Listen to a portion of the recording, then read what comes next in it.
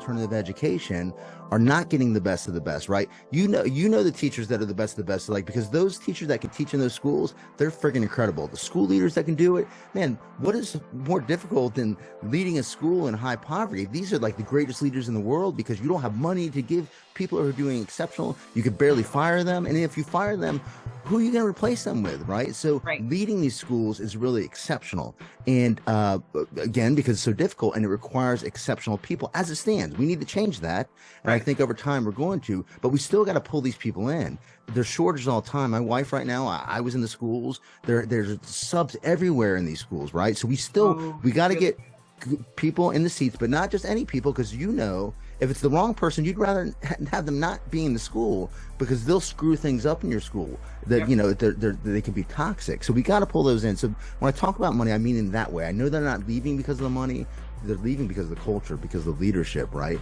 But we still got to get them in there. Yeah, absolutely. And the programs, the alternative teaching programs, again, to your point of over intent versus impact, right? Like, yeah, it's a great idea, right? These alternative teaching programs that get you in the door and have a warm body standing in front of kids who really want to do well by kids because they chose to be here. Like, yeah, I want to do this, right? Some of them are career changers. Some of them are just graduating from college and, just still have milk on their lips, right? They're 22 years old and standing in front of kids like who are, maybe 10 years old, 5 or 6 years older than them in some high school instances, right? So we do have to get better at that. And one of the things I will say about those alternative programs is that I for a long time, and it's so funny because I came in through an alternative program myself. I came in through Teach America in 93. But I have found in my experience as a school leader that this feeling, I would get this feeling sometimes with teachers that came in through these programs like they were coming in to save marginalized kids. If you're coming in from that stance, like I want to come in and save children, that's the wrong stance.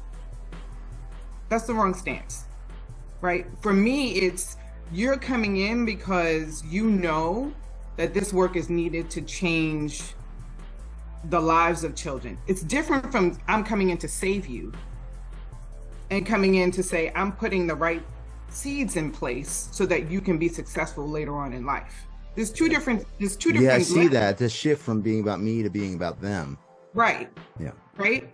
I'm your savior to let's help you have a better life. Absolutely. And I think as a school leader, when we are interviewing teachers, especially teachers coming through alternative programs, like that you need to listen and be in tune for that kind of language, right? Like what they want to do as opposed to what students need.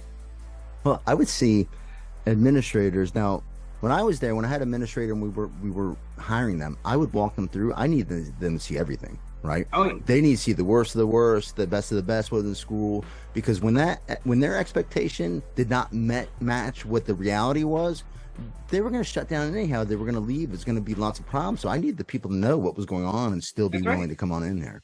Yeah, absolutely. Do a student lesson. I would put them in the toughest classroom in the building. I need to see you teach for 20 minutes.